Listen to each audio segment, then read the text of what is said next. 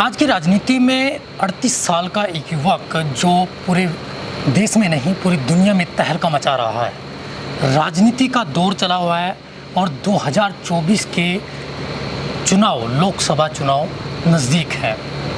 हम फिलहाल चंद्रशेखर आज़ाद के घर पर हैं और उनसे बातचीत करने के लिए हम यहाँ पहुँचे। चंद्रशेखर जी, आपका बहुत बहुत स्वागत। धन्यवाद। चंद्रशेखर, आप बताएंगे कि एक चंद्रशेखर जो लॉ कर रहा था, डिग्री कॉलेज में पढ़ रहा था, उसका अचानक से राजनीति में आना किस तरह से बदला और क्या कुछ? ये तो 10-12 साल का गैप है इसमें। तो आज 13 सितंबर है जी। 2018 13 सितंबर को मैं जेल से बाहर आया। जब तक मैं जेल नहीं गया था, मैं राजनीतिक शक्ति को उस तरह नहीं समझता था, लेकिन जब मैं जेल गया निर्दोष होते हुए, मुझे बेल मिल गई हाई कोर्ट द्वारा, और हाई कोर्ट ने बेल ऑर्डर में लिखा कि ये राजनीति से प्रेरित मुकदमे हैं, इसलिए उनको बेल ग्रांट की जाती है। रात को चैन से सो रहा था, सुबह 4 बजे उठाया गया, पता लगा एनएस से लग गई है। फिर अपनी बात कहना चाहता था, बीमार होने के बाद कोर्ट में अपनी बात कही तो कोर्ट का जाना ही बंद हो गया। वीडियो कॉन्फ्रेंस पे तारीख लगने लगी, वीडियो कॉन्फ्रेंस पे अपनी बात कही तो उस दिन के बाद वीडियो कॉन्फ्रेंस भी बंद हो गई। लेटर लिख के मीडिया के जरिए बात करता तो परिवार की मुलाकात बंद हो गई। तो मुझे उस दिन समझ आया कि सत्ता में बैठ के, सत्ता सरकारी मशीन दुरुपयोग करके किसी भी निर्दोष को का भी जीवन जो है समाप्त किया जा सकता है। तो राजनीतिक शक्ति का उस दिन मुझे एहसास हुआ। प्रैक्टिकली जब आपके ऊपर गुजरती तब आपको ज़्यादा जानकारी होती है। तो कॉलेज पढ़ाई छोड़ के राजनीति की ओर, वो उसके बीच में एक बहुत बड़ा संघर्ष है। राजनीति और सामाजिक आंदोलन में तो, क्योंकि 2006-7 से जब हम सक्रिय हुए, तब से मेरे फादर के जरिए, बड़े सामाजिक आदमी थे, धार्मिक जो हमारा कल्चर वो है सतगुरु रविदास जी का, उससे जुड़े हुए और समाज के लिए लगातार संघर्षशील रहते थे। तो उस तरह से उनसे मेरा काफ़ी क्लोज रिलेशन था। तो एज ए फादर तो थे ही, एज ए फ्रेंड भी, तो उसका मेरे ऊपर असर है। तो ये एक बड़ा लंबा बीच में पीरियड है जिसमें तमाम तरह के उतार चढ़ाव आए। विदेश जाने का फैसला कैंसिल हुआ, आर्थिक कमजोरी होगी, परिवार की जिम्मेदारी आ गई।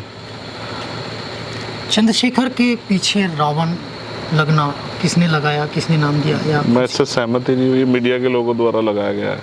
मैं तो कितनी बार कह चुका, मैंने जेल से आते ही कहा कि भाई रावण मत कहा करो, सरकार इस पर भी कोई ना कोई राजनीतिक स्टंट ढूंढ लेगी। मैं तो चंद्रशेखर ही कहता हूँ। देखो, मैं फिर कहता हूँ, नाम में कुछ होता ही नहीं। जैसे मेरा नाम चंद्रशेखर किसने रखा? मेरे फादर ने। इसमें मेरा कोई रोल ही नहीं था, आपके फादर ने रखा, इसमें आपका कोई रोल नहीं था। नाम तो आपको विरासत में मिलता है। असल होता है कि जब आप अपनी पहचान बनाते हैं उस नाम की, वो काम से बनती है। मौजूदा राजनीति को किस तरह देखते हैं? जैसे एक शख्स है राम रहीम जी, नाम तो कितना अच्छा है, राम भी है रहीम भी है, कर्म कैसे है। एक शख्स है आशा राम, नाम तो कितना अच्छा है, लेकिन कर्म देखिए कैसे हैं। एक शख्स हैं मोदी जी, नाम तो देखो कितना अच्छा है, कर्म भी देखिए कितने अच्छे हैं, जनता वाहवाही कर रही है। तो मैं नाम से कोई फ़र्क नहीं पड़ता। नाम आपका, आप बहुत काले हो तो भी आपका नाम सुंदरलाल हो सकता है, तो नाम से कोई फ़र्क नहीं पड़ता। आपका नाम और भी कुछ इस तरह का हो सकता है। तो असल है लड़ाई कर्म की। आप अच्छे कर्म करोगे तो आपको अच्छे से याद रखा जाएगा। राम का जिक्र किया, राम में आस्था रखते हैं? मैं सतगुरु रविदास जी महाराज को मानता हूँ, और मैं समझता हूँ धर्म एक व्यक्तिगत मामला है। जो जिस धर्म, जैसे सिख धर्म को मानने वाले लोग गुरु गोविंद सिंह जी में, गुरु ग्रंथ साहिब में, गुरु नानक जी देव जी में, और तमाम जो गुरु उनमें भरोसा रखते हैं। इस्लाम को मानने वाले इस्लाम में, और जो हिंदू धर्म को मानते हैं वो उसमें आस्था रखते हैं। भारत का संविधान का आर्टिकल 25-26 धार्मिक आज़ादी देता है, और मैं सभी धर्मों का सम्मान करता हूँ। आने वाली राजनीति जो सोच रहे हैं, राजनीति में आए, राजनीति यदि आप सत्ता में आते हैं तो आपका राज, आपका जो राजनीति होगी वो किस तरह की होगी? जो जिस हमारे राज की बात कर रहे हैं वो हमारा नहीं, वो जनता का राज होगा, शोषितों का राज होगा, कमजोरों का राज होगा। क्या कुछ डिफरेंस होगा आज की राजनीति में और आपकी राजनीति? हाँ, मैं फिर आपसे कह रहा हूँ कि लोग राजनीति राज करने के लिए कर रहे हैं, और हम राजनीति लोगों के लिए कर रहे हैं। हम लोगों के लिए राजनीति करेंगे, उनको ताकतवर बनाने के लिए। आज लोग लोगों से राजनीति कर रहे हैं, अपना राजनीतिक मतलब हासिल करने के लिए। भारत में लोकतंत्र है, राजनीतिक व्यवस्था इतनी ताकतवर है कि झूठ को सच और सच को झूठ साबित कर दे। एक योजना बना के आप फांसे पे रहने वाले गरीब को करोड़पति बना सकते हैं, ये सरकार के पास दम है। तो जो नहीं हुआ, जिनको नकारा गया, उनको मुख्य धारा में लाना और एक ऐसा समाज बनाना जिसमें मानववाद हो, जिसमें किसी तरह की गैर बराबरी ना हो, चाहे जाति के आधार पे हो, धर्म के आधार पे हो, धन के आधार पे हो। जो संविधान इसकी घोषणा करता है, संविधान प्रेम्बल में, प्रस्तावना में, जो कहीं ना कहीं प्रेम्बल में तो है लेकिन दिखाई नहीं देता, वो भारत के संविधान के आर्टिकल 14-15 में भी किसी भी तरह के आधार, चाहे लिंग के आधार पे हो, स्थान के आधार पे हो, धर्म जाति के आधार पे, वो गैर बराबरी ना हो और इंसान की जान की कीमत हो, उसकी जान की वैल्यू समझे और जवाबदेही तय हो। अगर सरकारों के राज में रेप हत्या हो रही तो ऐसी सरकारों को कुर्सी बैठने का कोई अधिकार नहीं। तो इसलिए बुनियादी काम पहले लोगों को उनके पैरों पे खड़ा करके और ये इस गैर बराबरी ख़त्म करना, भाईचारा पैदा करना, और फिर किस तरह से दुनिया में भारत का नाम अगर लिया जाए तो किसी बुराई के, किसी कमजोरी के नाम पे नहीं, किसी ताकत के नाम पे हो। इसके लिए भी देश के प्रति भी कमिटमेंट है कि देश ताकतवर हो। चंद्रशेखर भाई, देवबंद में आपके ऊपर गोली चलाई गई, 4 राउंड फायर होंगे, तो उसके बाद में जीवन में कुछ तब्दीली या कुछ घबराहट, डर कुछ रहा? किस चीज़ का? ये पहली बार थोड़ा ही हमला, ना तो उन्होंने जीवन दिया ना वो जीवन ले सकते हैं। और मेरा नाम चंद्रशेखर आज़ाद है, मैं आज़ाद ही पैदा हुआ, आज़ाद ही जी रहा हूँ और आज़ाद ही मरूंगा। और जिस दिन मौत आएगी पीठ दिखा के नहीं भागूंगा दोस्त। ये भी याद रखा जाए कि अगर एक चंद्रशेखर आज़ाद मरेगा तो लाखों चंद्रशेखर आज़ाद तैयार हो गए। अब चंद्रशेखर आज़ाद अकेले नहीं, अब बहुत सारे चंद्रशेखर आज़ाद। कितने चंद्रशेखर आज़ाद मारेंगे और क्यों मारना चाहते हैं, इसका जवाब है उनके पास। वो जो अन्याय करते हैं वो अन्याय नहीं कर पाएंगे इसलिए, या जो गैर बराबरी बनाई गई है देश में तमाम दलों के होते हुए, इसलिए। मेरा एक सवाल है निखिल, बहुत ज़रूरी सवाल है। आज जो एक बड़ा अलायंस बना है वो ये सवाल कर रहा है कि भारतीय संविधान खतरा है। हर आदमी बोल रहा है लोकतंत्र को खतरा है। सवाल ये है कि आप सारे राजनीतिक दल यहाँ थे, फिर ये खतरा कैसे तैयार हुआ? आप क्या कर रहे थे तो इतना बड़ा खतरा तैयार हुआ? आपने इसको रोकने के लिए क्या प्रयास किए? या आज जब बिल्कुल चरम पे आ गए तब आपको याद आया खतरा? इस बात को तो पिछले 10 साल से कह रहे हैं हम लोग कि भारतीय जनता पार्टी सत्ता में आएगी तो संविधान पे प्रहार करेगी, संविधान कमज़ोर करेगी, सरकारी इंस्टीट्यूशन ख़त्म कर देगी। अटल जी ने पुरानी पेंशन ख़त्म कर दी थी, उसके बाद जितने भी सरकारें इनके आई उन्होंने सब निजीकरण को बढ़ावा दिया। जो कमज़ोरों के लिए आगे बढ़ने के अवसर थे उसको जीरो कर दिया। बैकलॉग जो का तो बड़ा भरा नहीं है और कोई भर्ती ऐसी इसमें घोटाला ना हो रहा। तो ये दल कर क्या रहे थे? इनको किसने रोका था? तो इसलिए इन सब दलों के रहते संविधान खतरे में आ गया।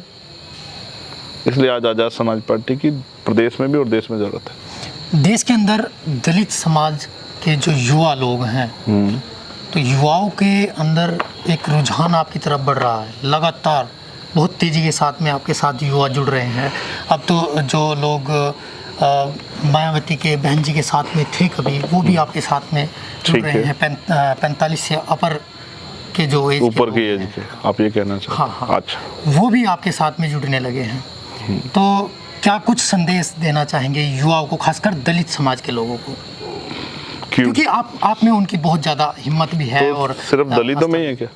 नहीं, खासकर कमाल है। खासकर तो मेरा संदेश दलितों के लिए क्यों मुस्लिम के बच्चे, सिख के बच्चे, लड़ाई जो पिछड़ों के बच्चे, बौद्धिस्टों के बच्चे, क्या उनको मैं संदेश नहीं दे सकता? बिल्कुल। क्यों मीडिया ने जाति के आधार पर नेता बना के छोड़ दिए? मेरा सबको ये संदेश है। पहली बात तो आप ये जानो, देश की सेना पे, देश की सुरक्षा के लिए जो नौजवान जाता है, वो नौजवान, उस नौजवान के भरोसे हम घर में चैन पे से पढ़ के सोते हैं। और वो नौजवान 40 साल से नीचे तक का होता है। जब 40 साल पार हो जाता है तो रिटायर हो जाता है। अब तो वो भी खत्म हो गया, अब तो 4 साल का अग्निवीर होता है। जो रक्षा करने वाले लोग हैं या जो परिवर्तन चाहने वाले लोग हैं, उनके बाल काले होने चाहिए। और हम इस देश में परिवर्तन चाहते हैं। और वो लोग क्यों आए हैं हमारे साथ? क्या हम उनको कोई पैसा देते हैं? क्या हमारा इतना बड़ा दल है कि बहुत सुख सुविधा या संरक्षण मिल रहा हो? वो भी उनके मन में पीड़ है और हमारे मन में पीड़ है। हमारा दुख, हमारी तकलीफ एक जैसी है। उनको भी ये समझ आ गया है कि अब आज़ाद समाज पार्टी विकल्प है। अब हम चंद्रशेखर आज़ाद के साथ मिलकर इस लड़ाई को आगे बढ़ा सकते, इसलिए वो लोग हमारे साथ आ रहे हैं। किसी सुविधा के लिए नहीं, क्योंकि सुविधा तो उनके पास है ही नहीं बेचारों के पास जी। तो वो इस संघर्ष को मजबूत करने के लिए आ रहे हैं। मैं सबका धन्यवाद करता हूँ और मैं सबको विश्वास दिलाता हूँ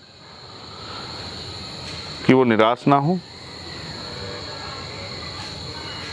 हमने जो अधिकार प्राप्त की, इसके लिए भी बहुत सारे संघर्ष हुए हैं और इन अधिकारों की सुरक्षा के लिए भी संघर्ष जारी रहेंगे जी। मेरा अगर किसी भी सामान की कीमती सामान की पहरेदारी ना हो तो चोरी हो सकती है, चोरी का खतरा है। चंद्रशेखर जी, मेरा एक आखिरी सवाल आपसे। 2024 का चुनाव है, नज़दीकी है, बहुत ज़्यादा जल्दी होने वाला है, कुछ ही महीनों का समय है। क्या लगता है 2024 में किसकी तरफ लोगों का रुझान रहेगा? हमारी तरफ रहेगा। तो अच्छी नहीं लगी आपको बात? भाजपा तो दावे बहुत बड़े बड़े करती है। करने दो, ये तो लोकतंत्र में अभिव्यक्ति की आज़ादी है, सबको अधिकार है दावे करने का। 10 साल जनता ने मौका दे तो दिया, अब कितना मौका देगी? लेकिन आपको कहते हैं कि नया लड़का है। मैंने आपसे यही सवाल पूछा था जी। कि देश की सुरक्षा के लिए जो नौजवान जाता है वो मुझसे मेरी एज में आके तो रिटायर की तरफ हो जाता है। एक और बड़ी बात, कभी भी नौजवान को कम नहीं आंकना चाहिए। दूसरी बात, भारत की जो सबसे बड़ी सेवा है सिविल सर्विसेज, उसके लिए भी सरकार ने जो एज निर्धारित की है वो भी शायद 21 साढ़े 21 साल है, अगर आपको जानकारी हो। वो बात मैं इसलिए आपको बता रहा हूँ कि 1 साल की ट्रेनिंग के बाद वो जिला संभालने लायक हो जाते हैं और वही 4-5 साल के बाद प्रदेश संभालने के लायक हो जाते हैं प्रमोशन लेके, और वही 10 साल के बाद देश संभालने के लायक हो जाते हैं। तो जब मेरी एज में आते हैं वो देश संभाल सकते हैं, तो फिर ये कह के कि नया लड़का है, कब तक नए लड़के कह के जो है नौजवानों को रोकते रहोगे? ये नए लड़के ऐसे ही लड़के थे वो नौजवान जो 23 साल के, जिन्होंने इस देश की आज़ादी के लिए अपने प्राणों का हंसते हंसते बलिदान दिया। कमजोर थे क्या? शहादत देना ये कोई आसान काम है क्या? कायरों के हिस्से में नहीं आता ये। शहीद आजम 23 साल के थे, करतार सिंह सराभा 19 साल के थे जब शहादत हुई उनकी। तो अंग्रेजों की जड़ें हिला के रख दी। मैं उनसे 15 साल बड़ा हूँ एज में, काम तो उनके मुकाबले का भी नहीं कर पाया हूँ, काम में उनकी बराबरी नहीं कर सकता हूँ, लेकिन उनसे एज में 15 साल बड़ा हूँ। तो कब तक नौजवान कहते रहेंगे? और आपको नौजवान से तकलीफ क्या है? भाई मैं आपसे ज़्यादा, बूढ़ों से ज़्यादा दौरे कर सकता हूँ, ज़्यादा देर तक काम कर सकता हूँ, और बड़े पैमाने पे सीखने को भी मेरे पास बहुत कुछ। आपके पास क्या है? राजनीति में तो हर दिन कुछ ना कुछ सीखना है। नई नई टेक्नोलॉजी आ रही है, उनको सिखाना पड़ेगा, हम सीख सकते हैं। और जिनके लिए काम कर रहे हैं वो नौजवान नहीं है, बस ये आप जान लो। जिनके लिए काम कर रहे हैं वो सब हर एज के लोग हैं, और उनकी आवाज़ वही सुन सकता है जिसको इस तकलीफ का एहसास हो। अगर अमीर गरीबों के हितैषी होते तो कोई इस देश में गरीब नहीं होता। अमीरों के पास बहुत पैसे हैं, जांच करा लो तो आपको पता लग जाएगा। देश गरीब नहीं है, ना ही देश पे कर्ज बचेगा अगर अमीरों की जांच हो जाए। ठीक है चंद्रशेखर जी, बहुत बहुत धन्यवाद। धन्यवाद।